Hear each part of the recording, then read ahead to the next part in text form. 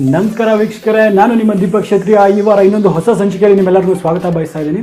ಈ ವಾರ ನಾನು ನಮ್ಮ ಮರಾಠಿ ಶೈಲಿಯಲ್ಲಿ, ಅದುವೇ ನನಗೆ ತುಂಬ ಏನಾದರೂ ಆಸೆ ಆದಾಗ ನನ್ನ ಮನೇಲಿ ನಾನು ಯಾವ ರೀತಿ ಚಿಕನ್ ಪಲಾವ್ನ ಮಾಡ್ತೀನಿ, ಅದುವೇ ಮರಾಠ ಶೈಲಿಯಲ್ಲಿ, ಆ ಒಂದು ರೆಸಿಪಿನ ನಿಮ್ಮ ಹತ್ರ ಹಂಚ್ಕೊಳ್ಳೋಕೆ ಹೋಗ್ತಾ ಇದ್ದೀನಿ.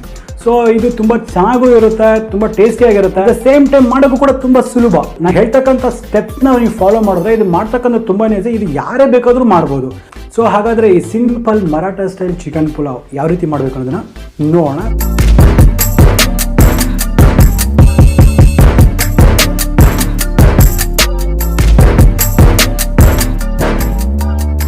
ನೋಡಿ, ಈಗ ಈ ಚಿಕನ್ ಪಲಾವ್ ಮಾಡೋದಕ್ಕೆ ಫಸ್ಟ್ ನಾನು ಈ ಚಿಕನ್ ಒಂದು 500 ಗ್ರಾಮ್ಸ್ ತೊಗೊಂಡಿದ್ದೀನಿ. ಇದನ್ನು ಚೆನ್ನಾಗಿ ಸ್ವಲ್ಪ ಸಾಲ್ಟ್ ಮತ್ತು ಟರ್ಮರಿಕ್ ಅಂದರೆ ಉಪ್ಪು ಮತ್ತು ಅರಿಶಿನ ಹಾಕಿಬಿಟ್ಟು ಚೆನ್ನಾಗಿ ವಾಶ್ ಮಾಡಿದ್ದೀನಿ. ನಾನು ಇಲ್ಲಿ ಒಂದು 500 ಗ್ರಾಮ್ ಅಷ್ಟು ಚಿಕನ್ ತೊಗೊಂಡಿದ್ದೀನಿ.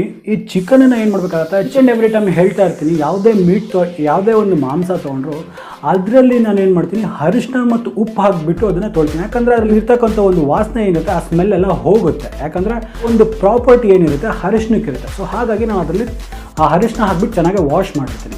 ಇದಾದ ನಂತರ ಬೇಕಾದಷ್ಟು ಅಂದರೆ ಒಂದು 1/4 ಟೀ ಸ್ಪೂನ್ ಅಷ್ಟು ಉಪ್ಪನ್ನು ಹಾಕ್ಕೊತಾ ಇದ್ದೀನಿ. ಮತ್ತು ಇದರಲ್ಲಿ ಒಂದು ಅರ್ಧ ಕಪ್ನಷ್ಟು ಗಟ್ಟಿ ಮೊಸರು, ಅಂದರೆ ಈ ಮೊಸರನ್ನ ಬೀಟ್ ಮಾಡಿದ್ದೀನಿ ಚೆನ್ನಾಗಿ. ಈ ಬೀಟ್ ಮಾಡಿರ್ತಕ್ಕಂಥ ಮೊಸರನ್ನ ಹಾಕ್ಕೊತಾ ಇದ್ದೀನಿ. 1 ಟೀ ಸ್ಪೂನ್ ಅಷ್ಟು ಕೆಂಪೆಣ್ಣೆ ಪುಡಿ.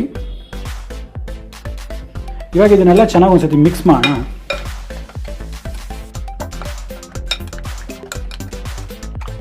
ಸೊ ಈಗ ಇದನ್ನು ಹೀಗೆ ಸ್ವಲ್ಪ ಹೊತ್ತು ಮ್ಯಾರಿನೇಟ್ ಆಗೋದಕ್ಕೆ ಬಿಡೋಣ. ನೋಡಿ, ಈಗ ಒಂದು ಪಾಟ್ನ ನಾನು ಇಲ್ಲಿ ಬಿಸಿ ಮಾಡೋಕ್ಕೆ ಇಟ್ಟಿದ್ದೀನಿ. ಸೊ ಇದರಲ್ಲಿ ನಾನು ಒಂದು 4 ರಿಂದ 5 ಟೇಬಲ್ ಸ್ಪೂನ್ ಎಣ್ಣೆ ಹಾಕ್ಕೊತಾ ಇದ್ದೀನಿ. ಇದರೊಟ್ಟಿಗೆ ಒಂದು 2 ಸ್ಪೂನ್ ತುಪ್ಪ ಹಾಕ್ಕೊತಾ ಇದ್ದೀನಿ.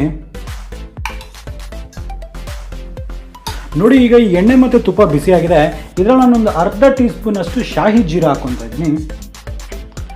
ಇದರಲ್ಲಿ ನಾನು ಹೋಲ್ ಗರಂ ಮಸಾಲ ಬಂದುಬಿಟ್ಟು ಒಂದು 1/4 ಟೀ ಸ್ಪೂನ್ ಕರಿಮೆಣಸು, 1 ಇಂಚಿನಷ್ಟು ಚಕ್ಕೆ, ಒಂದು 5-6 ಲವಂಗ ಮತ್ತು ಒಂದು 3 ರಿಂದ 4 ಏಲಕ್ಕಿ, 1 ಕಪ್ ಏಲಕ್ಕಿ, ಹಾಗೆ 1 ಸ್ಟಾರ್ ಹೂವು ಅಥವಾ ಸ್ಟಾರ್ ಎನಿಸ್ ಅಂತ ಕರೀತಾರೆ, ಚಕ್ಕರ್ ಮೊಗ್ಗು, ಇದನ್ನು ಹಾಕ್ಕೊತಾ ಇದ್ದೀನಿ. ನೋಡಿ, ಇವಾಗ ಇದರಲ್ಲಿ ನಾನು ಏನಾಗಿದೆ, ಈ ಡ್ರೈ ಸ್ಪೈಸಸ್, ಹೋಲ್ ಸ್ಪೈಸಸ್ ಎಲ್ಲ ಹಾಕಿದ್ದೀನಿ. ಇದರಲ್ಲಿ ಒಂದು ನೆನಪಿಟ್ಕೋಬೇಕಾಗಿರ್ರಿ, ಯಾವುದೇ ಬಿರಿಯಾನಿ ಅಥವಾ ಯಾವುದೇ ಪುಲಾವ್ ಮಾಡಬೇಕಂತ ಹೇಳಿದ್ರೆ ನೀವು ಈ ಒಂದು ಮೇನ್ ರೂಲ್ನ ನೆನಪಿಟ್ಕೋಬೇಕು. ಎಣ್ಣೆ ಕಾದ ನಂತರ ಫ್ಲೇಮ್ನ ಕಂಪ್ಲೀಟ್ ಸಿಮ್ಮಿಗೆ ಮಾಡ್ಕೋಬೇಕಾಗತ್ತೆ. ಕಮ್ಮಿ ಮಾಡಿಕೊಂಡೆ ನೀವು ಈ ಹೋಲ್ ಸ್ಪೈಸಸ್ನ ಹಾಕ್ಕೋಬೇಕಾಗತ್ತೆ. ಯಾಕಂತ ಹೇಳಿದ್ರೆ ಈ ಸ್ಪೈಸಸ್ ಸ್ವಲ್ಪ ಜಾಸ್ತಿ ಹುರಿಯಲ್ಲಿ ಏನಾದರೂ ಫ್ರೈ ಆಗಿಬಿಟ್ರೆ, ಸ್ವಲ್ಪ ನೀವು ಮಿಸ್ ಮಾಡಿದ್ರೆ ಅದು ಕಪ್ಪಗಾಗ್ಬಿಟ್ಟು ಸುಟ್ಟೋಗುತ್ತೆ. ಸುಟ್ಟೋದಾಗ ಕಹಿ ಬರುತ್ತೆ, ಹೋಲ್ ಡಿಶ್ಶೇ ಕೆಟ್ಟೋಗ್ಬಿಡುತ್ತೆ. ಸೊ ಆ ಕಾರಣವಾಗಿ ಇದನ್ನು ಲೋ ಫ್ಲೇಮಲ್ಲೇ ಇಟ್ಕೊಂಡು ಈ ಒಂದು ಡ್ರೈ ಸ್ಪೈಸಸ್ನ ನೀವು ಒಂದೊಳ್ಳೆ ಘಮ ಸುವಾಸನೆ ಬರೋವರೆಗೂ ಇದನ್ನು ಹುರಿಬೇಕಾಗತ್ತೆ. ಸೊ ಇದು one of the most important thing, ಇದನ್ನು ನೆನ್ಪಿಟ್ಕೊಳ್ಳಿ. ಸೊ ಈಗ ಇದನ್ನು ಚೆನ್ನಾಗಿ ಒಂದ್ಸತಿ ಸಾಟೆ ಮಾಡೋಣ.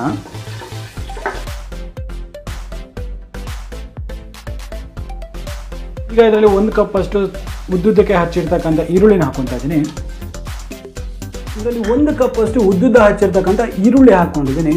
ನೆನಪಿಟ್ಕೋಬೇಕು, ಈ ಡ್ರೈ ಸ್ಪೈಸಸ್ ಎಲ್ಲ ಒಳಗೆ ಘಮ ಆದಮೇಲೆ ಈ ಒಂದು ಈರುಳ್ಳಿ ಏನಿದೆ ಗೋಲ್ಡನ್ ಬ್ರೌನ್ ಬರೋವರೆಗೂ ಇದನ್ನು ನೀವು ಹುರಿಲೇಬೇಕು. ಯಾಕಂತ ಹೇಳಿದ್ರೆ ಇದು ಹುರಿದಾಗಲೇ ಆನಿಯನ್ಸಿಂದ ಒಂದು ಸ್ವೀಟಿಶ್ ಟೇಸ್ಟ್ ಬರುತ್ತೆ. ಆ ಟೇಸ್ಟೇ ನಿಮಗೆ ಈ ಪಲಾವ್ ಅಥವಾ ಬಿರಿಯಾನಿಗೆ ಒಳ್ಳೆ ಟೇಸ್ಟ್ ಕೊಡುತ್ತೆ. ಸೊ ಹಾಗಾಗಿ ಸ್ವಲ್ಪ ಟೈಮ್ ಆದರೂ ಪರವಾಗಿಲ್ಲ, ಖಂಡಿತ ಇದನ್ನು ಗೋಲ್ಡನ್ ಬ್ರೌನ್ ಫೈನ್ ಮಾಡಲೇಬೇಕು. ಸೊ ಇದರಲ್ಲಿ ಮೇನ್ ಇಂಪಾರ್ಟೆಂಟ್ ಅಂದರೆ ಈ ಈರುಳ್ಳಿ ಕೆಂಪಗಾಗೋವರೆಗೂ ಇದನ್ನು ನಾವು ಚೆನ್ನಾಗಿ ಹುರಿಬೇಕಾಗುತ್ತೆ. ನೋಡಿ, ಈಗ ಈರುಳ್ಳಿ ಚೆನ್ನಾಗಿ ಗೋಲ್ಡನ್ ಬ್ರೌನ್ ಕಲರ್ ಬಂದಾಗಿದೆ. ನೋಡಿ, ಈ ಲೆವೆಲ್ವರೆಗೂ ಗೋಲ್ಡನ್ ಬ್ರೌನ್ ಬರಬೇಕಾಗುತ್ತೆ. ಸೊ ನೋಡಿ, ಈಗ ಸ್ವಲ್ಪ ಕುಕಿಂಗ್ ಪ್ರೋಸೆಸ್ ಸ್ಟಾಪ್ ಮಾಡೋದಕ್ಕೆ ಒಂದು ಒಳ್ಳೆ ಟ್ರಿಕ್ ಇದೆ. ಒಂದು 1/4 ಕಪ್ನಷ್ಟು ನೀರು ಹಾಕ್ಕೊತಾ ಇದ್ದೀನಿ. ಇದರಲ್ಲಿ 1 ಟೀ ಸ್ಪೂನ್ ಅಷ್ಟು ಮೆಣಸಿನ ಪುಡಿ, ಒಂದು ಅರ್ಧ ಟೀ ಸ್ಪೂನ್ ಅಷ್ಟು ಗರಂ ಮಸಾಲ ಪುಡಿ, 1 ಟೀ ಸ್ಪೂನ್ ಅಷ್ಟು ಧನಿಯಾ ಪುಡಿ, 2 ಟೀ ಸ್ಪೂನ್ ಅಷ್ಟು ಶುಂಠಿ ಬೆಳ್ಳುಳ್ಳಿ ಪೇಸ್ಟ್ನ ಇದರಲ್ಲಿ ಹಾಕ್ಕೊತಾ ಇದ್ದೀನಿ. ಈಗ ಇದನ್ನು ಚೆನ್ನಾಗಿ ಒಂದು ಸತಿ ಫ್ರೈ ಮಾಡ್ಕೊಳ್ಳೋಣ.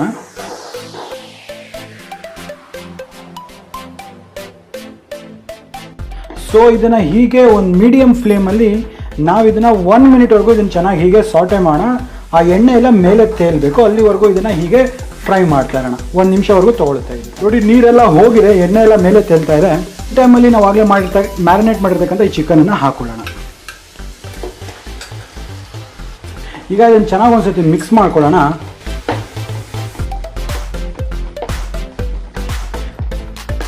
ನೋಡಿ ಈಗ ಇದರಲ್ಲಿ ನಾನು ಸ್ವಲ್ಪ ಜಾಪತ್ರೆ ಪುಡಿನ ಹಾಕೊತಾ ಇದ್ದೀನಿ. ಅದ್ರ ಜೊತೆಗೆ ನಾನು ಸ್ವಲ್ಪ ಜಾಕಾಯಿ ಅಂತ ಹೇಳಿದ್ರೆ ಜೈಫಲ್ ಅಂತ ಕೂಡ ಕರೀತಾರೆ, ಇದನ್ನು ಸ್ವಲ್ಪ ತುರಿದಿರ್ತಕ್ಕಂಥ ಕೂಡ ಹಾಕೊತೀನಿ. ಈ ಮೊಸರು ಇರ್ತಕ್ಕಂಥ ಮಾಯಿಶ್ಚರ್ ಎಲ್ಲ ಹೋಗಿ ಸ್ವಲ್ಪ ಎಣ್ಣೆ ಮೇಲೆ ತೇಲೋವರೆಗೂ ನಾವು ಇದೇ ರೀತಿ ಇದನ್ನು ಫ್ರೈ ಮಾಡ್ಕೋಬೇಕಾಗತ್ತೆ. ನೋಡಿ ಈಗ ಒಂದು 10 ಮಿನಿಟ್ಸ್ ಆದ ನಂತರ ನೀರು ಇದರಲ್ಲಿ ಇರ್ತಕ್ಕಂಥ ಮಾಯಿಶ್ಚರ್ ಎಲ್ಲ ಆವಿಯಾಗಿದೆ. ಸೊ ಈಗ ಇದರಲ್ಲಿ ನಾನು ಟೇಸ್ಟ್ಗೋಸ್ಕರ ಬರೀ ಒಂದು 2ರಿಂದ 3 ಹಸಿಮೆಣಸಿನ್ಕಾಯಿನ ಹಾಕೊತೀನಿ, ಒಂದು ಸ್ವಲ್ಪ ಪುದೀನ, ಸ್ವಲ್ಪ ಕೊತ್ತಂಬರಿ ಸೊಪ್ಪು, 15ರಿಂದ 20 ಕಾಜು. ಇದು ಒಂದು ಒಳ್ಳೆ ಟೇಸ್ಟ್ ಕೊಡುತ್ತೆ. ಹಾಗೆ ಇದಕ್ಕೆ ರುಚಿಗೆ ತಕ್ಕಷ್ಟು ಉಪ್ಪು, ಇದರಲ್ಲಿ ಒಂದು 2 ಚಿಟಿಕೆಯಷ್ಟು ಕಸೂರಿ ಮೇಥಿ. ಇದನ್ನೆಲ್ಲವೇ ಹಾಕಿ ಇನ್ನೊಂದ್ಸತಿ ಇದನ್ನು ಚೆನ್ನಾಗಿ ಮಿಕ್ಸ್ ಮಾಡ್ಕೊಳ್ಳೋಣ. ಅರೌಂಡ್ 1 ನಿಮಿಷದವರೆಗೂ ಹೈ ಫ್ಲೇಮಲ್ಲಿ ಇದನ್ನು ಸಾಟೆ ಮಾಡಿದ್ರೆ ಸಾಕಾಗುತ್ತೆ. ಈ ಒಂದು ಪಲಾವ್ ಏನಿದೆ ಇದರಲ್ಲಿ ಮ್ಯಾಕ್ಸಿಮಮ್ ತುಂಬ ಥರ ನೀವು ಅಕ್ಕಿಗಳನ್ನ ಯೂಸ್ ಮಾಡ್ಬೋದು. ಸೊ ಅದರಲ್ಲಿ ನೀವು ಬಾಸ್ಮತಿ ಯೂಸ್ ಮಾಡ್ಬೋದು, ಸೋನಾ ಮಸೂರಿ ಯೂಸ್ ಮಾಡ್ಬೋದು, ಜೀರಾ ರೈಸ್ ಅಂತ ಬರುತ್ತೆ ಅದನ್ನು ಯೂಸ್ ಮಾಡ್ಬೋದು, ಬುಲೆಟ್ ರೈಸ್ ಯೂಸ್ ಮಾಡ್ಬೋದು. ಇದಕ್ಕೆ ಒನ್ ಆಫ್ ದ ಬೆಸ್ಟ್ ಅಕ್ಕಿ ಬಂದುಬಿಟ್ಟು ಜೀರ್ಗಾ ಸಾಂಬಾರ್ ರೈಸ್, ಜೀರಾ ರೈಸ್ ಅಂತ ಕರೀತಾರೆ. ಆಂಧ್ರ ಸೈಡೆಲ್ಲ ಚಿಟ್ಟಿ ಮುತ್ಯಾಲು ಅಂತ ಕರೀತಾರೆ. ಇದು ಅಂತೂ one of the most beautiful smelling aromatic rices ಅಂತಲೇ ಕರಿಬೋದು. ಸೊ ಹಾಗಾಗಿ ನಾನು ಇದರಲ್ಲಿ 1 ಕಪ್ನಷ್ಟು ಅಂದರೆ 1 ಪಾವ್ ಅಂದರೆ ಅರೌಂಡ್ ಒಂದು 250 ಗ್ರಾಮ್ನಷ್ಟು ಈ ಜೀರಾ ರೈಸ್ನ ತೊಗೊಂಡಿದ್ದೀನಿ. ಇನ್ನು ಚೆನ್ನಾಗಿ ವಾಶ್ ಮಾಡಿಬಿಟ್ಟು ಕ್ಲೀನಾಗಿ ವಾಶ್ ಮಾಡಿಬಿಟ್ಟು 20 ನಿಮಿಷದಷ್ಟು ಇದನ್ನು ನೆನೆಯಕ್ಕೆ ಬಿಟ್ಟಿರ್ತೀನಿ. ಸೊ ಇವಾಗ ಈ ನೆಂದಿರ್ತಕ್ಕಂಥ ಈ ಅಕ್ಕಿನ ಇದರಲ್ಲಿ ಹಾಕೊಳ್ಳೋಣ.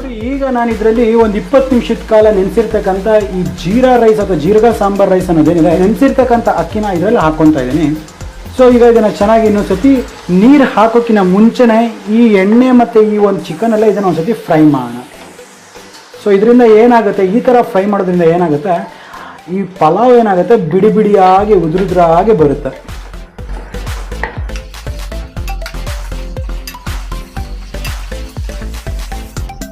ಈಗ ಇದರಲ್ಲಿ 1 ಕಪ್ ಹಾಲು ಮತ್ತು 1 ಕಪ್ ನೀರು,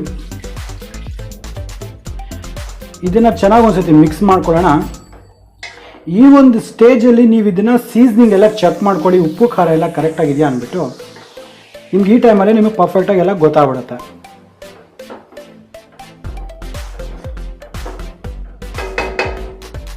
ಸೊ ಈಗ ಇದರಲ್ಲಿ ಒಂದು ಅರ್ಧ ಹೋಳಷ್ಟು ನಿಂಬೆಹಣ್ಣನ್ನು ಹಾಕೊಳ್ಳೋಣ. ಈಗ ಇದನ್ನು ಚೆನ್ನಾಗಿ ಒಂದ್ಸತಿ ಮಿಕ್ಸ್ ಮಾಡೋಣ. ಈಗ ಲಿಡ್ನ ಕ್ಲೋಸ್ ಮಾಡಿಬಿಟ್ಟು ಒಂದು 5 ನಿಮಿಷ ಇದನ್ನು ಹೀಗೆ ಕುದಿಯೋದಕ್ಕೆ ಬಿಡೋಣ.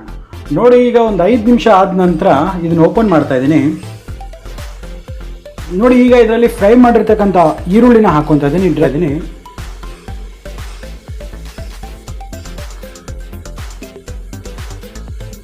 ಈಗ ಮತ್ತೆ ಇದನ್ನ ಕ್ಲೋಸ್ ಮಾಡಿಬಿಟ್ಟು ಇನ್ನೂ ಒಂದು 5 ಮಿನಿಟ್ಸ್ವರೆಗೂ ಈ ಅನ್ನ ಚೆನ್ನಾಗಿ ಬೇಯೋವರೆಗೂ ಇದನ್ನು ಹೀಗೆ ಕುಕ್ ಮಾಡೋಣ.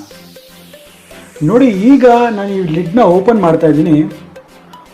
ವಾವ್, ನೋಡಿ ಅನ್ನ ಎಷ್ಟು ಬಿಡಿ ಬಿಡಿಯಾಗಿ ಏನು ಬ್ಯೂಟಿಫುಲ್ಲಾಗಿ ಕುಕ್ ಆಗಿದೆ ಅಂದ್ಬಿಟ್ಟು ನಿಮಗೆ ನೋಡ್ತಿದ್ರೆ ಅರ್ಥ ಆಗ್ತಾ ಇರ್ಬೋದು. ನೋಡಿ ತಳ ಮಾತ್ರ ಸ್ವಲ್ಪನೂ ಹಿಡಿದಿಲ್ಲ, ಎಷ್ಟು ಬ್ಯೂಟಿಫುಲ್ಲಾಗಿ ಬಂದಿದೆ ಅಂದ್ಬಿಟ್ಟು. ನೋಡಿ ಈಗ ಈ ಮರಾಠ ಶೈಲಿಯ ಚಿಕನ್ ಪಲಾವ್ ಸವಿಯೋದಕ್ಕೆ ರೆಡಿ ಇದೆ. ಹಾಗಾದರೆ ನೋಡಿದ್ರಲ್ಲ ಸ್ನೇಹಿತರೆ ಹೇಗಾಗಿದೆ ಅಂದ್ಬಿಟ್ಟು, ಎಷ್ಟು ಸಿಂಪಲ್ಲು ಎಷ್ಟು ಈಸಿ ಈ ಪಲಾವ್ ಮಾಡೋದು ಅಂದ್ಬಿಟ್ಟು. ನಾನು ಹೇಳಿರ್ತಕ್ಕಂಥ ಟಿಪ್ಸ್ ಆ್ಯಂಡ್ ಟ್ರಿಕ್ಸ್ನ ನೀವು ಫಾಲೋ ಮಾಡಿ, ನಾನು ಹೇಳಿರ್ತಕ್ಕಂಥ ಪ್ರೋಸೆಸ್ನ ಅದೇ ಸ್ಟೇಜಸಲ್ಲಿ ನೀವು ಫಾಲೋ ಮಾಡಿ, ಖಂಡಿತ ಈ ಒಂದು ಪಲಾವ್ ರಾಂಗ್ ಆಗೋದಕ್ಕೆ ಚಾನ್ಸೇ ಇಲ್ಲ, ಅಷ್ಟು ಚೆನ್ನಾಗಿ ಬರುತ್ತೆ, ಅದ್ರ ಗ್ಯಾರಂಟಿ ನಾನು ನಿಮಗೆ ಕೊಡ್ತೀನಿ. ಹಾಗಾದರೆ ನಂಗೆ ಅನಿಸುತ್ತೆ ನಿಮಗೆ ವಿಡಿಯೋ ಇಷ್ಟ ಆಗಿದೆ ಅಂದ್ಬಿಟ್ಟು. ಇಷ್ಟ ಆಗಿದ್ರೆ ಗೊತ್ತಲ್ಲಪ್ಪ, ಚಾನಲ್ನ ಸಬ್ಸ್ಕ್ರೈಬ್ ಮಾಡಿಸಿ, ಹಾಗೆ ಪಕ್ಕದಲ್ಲೇ ಇರ್ತಕ್ಕಂಥ ಬೆಲ್ಲೈಕನ್ನ ಟಚ್ ಮಾಡಿ ನೋಟಿಫಿಕೇಷನ್ಸ್ನ ಆಲ್ಗೆ ಹಾಕಿ, ಆವಾಗ ನಮ್ಮೆಲ್ಲ ಅಪ್ಡೇಟ್ಸ್ ನಿಮಗೆ ಬರ್ತಾ ಇರುತ್ತೆ. ಸೊ ಇದೇ ರೀತಿ ಇನ್ನೊಂದು ಹೊಸ ವೈವಿಧ್ಯಮಯ ಅಡುಗೆಯೊಂದಿಗೆ ಮುಂದಿನ ವಾರ ಇನ್ನೊಂದು ಸತಿ ಭೇಟಿ ಆಗ್ತೀನಿ. ಅಲ್ಲಿವರೆಗೂ ನಾನು ನಿಮ್ಮ Deepak Kshetriya signing off and ಜೈ ಹಿಂದ್, ಜೈ ಕರ್ನಾಟಕ.